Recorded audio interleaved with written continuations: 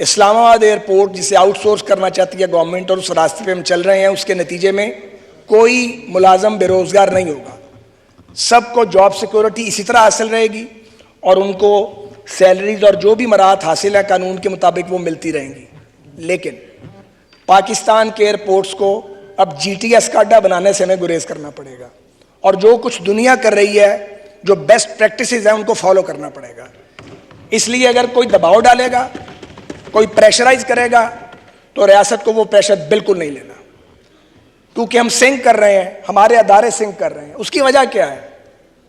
اس کی وجہ ہے ڈرٹی پالیٹکس، ہر وقت کی سیاست بازی، اپنے لوگوں کو لوڈ کرنا، جہاں 10 لوگوں کی ضرورت ہے وہاں 50 لوگوں کو بھر دیا ہوا ہے، اور ایک دردناک داستان ہے اس ملک کو برباد کرنے کی، جس میں خیر سے مارشل لاء کی حکومتیں بھی شامل رہی ہیں اور سیاسی حکومتوں نے بھی کم نہیں کیا۔ میں اس تفصیل میں نہیں جانا چاہتا، وقت نہیں ہے۔ اسلام آباد کا ایئرپورٹ انشاءاللہ 15 سال کے لیے آؤٹ سورس ہوگا۔ اس کا جو ایریا ہے رن وے کا اور جو اس کا نیویگیشنل سروسز اور رن وے آپریشنز ہے، یہ آؤٹ سورس نہیں ہوں گے، یہ سول ایویشن اتھارٹی کرتی رہے گی، اور باقی جو ایریا ہے اس کو ہم آؤٹ سورس کریں گے۔ I F C international finance corporation جو ورلڈ بینک کی آف شوٹ ہے، وہ ہماری کنسلٹنٹ ہے۔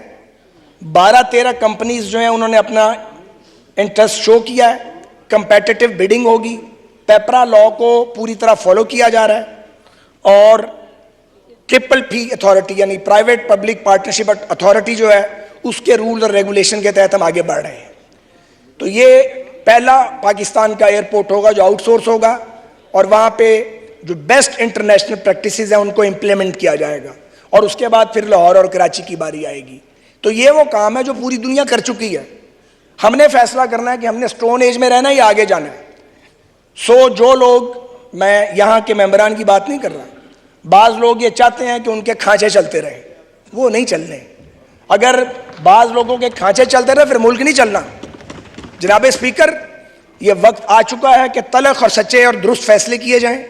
اسی طرح پی آئی اے ہے، 1 منٹ میں نے پورا زور لگایا، میں پرو پرائیویٹائزیشن نہیں ہوں، یہ بات میرے سارے آنریبل کلیگز کو پتہ ہے، لیکن مجھ جیسے آدمی کو بھی سمجھ آ گئی ہے کہ پی آئی اے جس کا اس سال 80 ارب کا خسارہ ہے، اگر یہ اس حال میں پڑی رہی 20-30 میں 259 ارب کا خسارہ ہوگا۔ افورڈ کرتا پاکستان؟ نہیں کرتا۔ تو پھر کیا کرنا پڑے گا؟ جو کیا ہے ساؤتھ افریقن ایئر لائن نے، جو ایئر انڈیا نے کیا، 450 نئے جہازوں کا آرڈر دیا ہے ٹاٹا نے ایئر انڈیا کے لیے۔ ریاست نہیں چلا سکتی، ریاست یہ کرے کہ وہ انشور کرے کہ پی آئی اے کا کوئی ملازم بے روزگار نہ ہو، کسی کو نکالا نہ جائے۔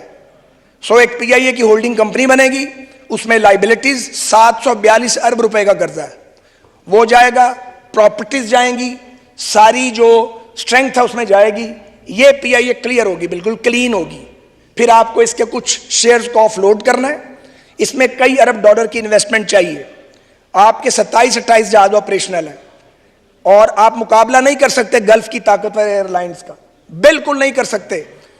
اور اگر آپ نے پی آئی اے کو ریسٹرکچر نہیں کیا، 1-1.5 سال کے اندر شٹ ڈاؤن ہو سکتی ہے۔ میں آپ کو عرض کر رہا ہوں، یہ میں اسٹیٹمنٹ ذمہ داری سے دے رہا ہوں۔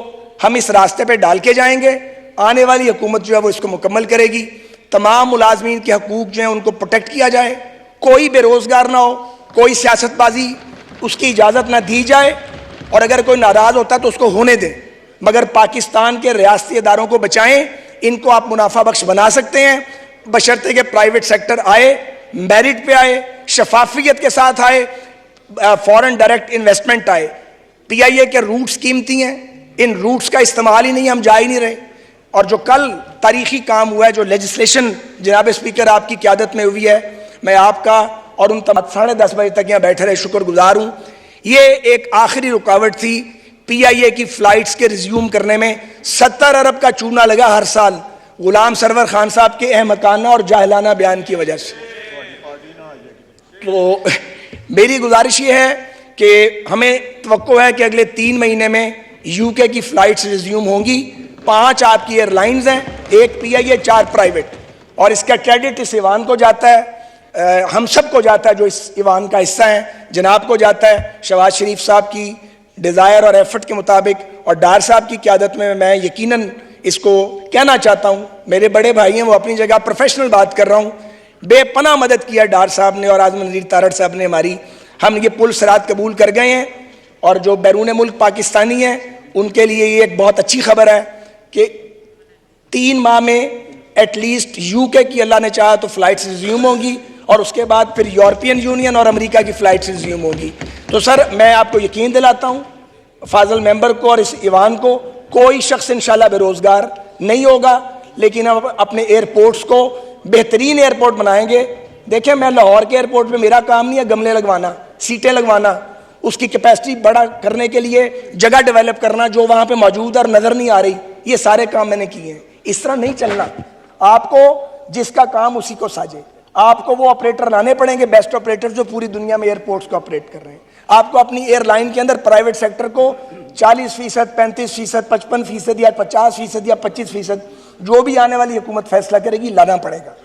اسی طرح ریلویز کے ریگولیٹر آپ رہیں, مگر میں نے ریلوے کو کہا ہے کہ آپ وہ پرائیویٹائز نہیں ہو سکتی, کیونکہ ریلوے ایک بالکل ڈیفرنٹ سائنس ہے. ایک جملہ اس میں بھی آپ کو جو پروڈکشن یونٹس ہیں ہمارے ان میں, اور وہ سارے لاس میکنگ ہیں, ان کو اگر آپ نے پروفٹ میں لانا ہے تو آپ کو جو صنعت کار ہیں ان کو شفافیت کے ساتھ لانا پڑے گا تاکہ وہ وہاں پہ انویسٹمنٹ کریں اور پروڈکشن میں امپروومنٹ اور آمدنی ہو. شکریہ.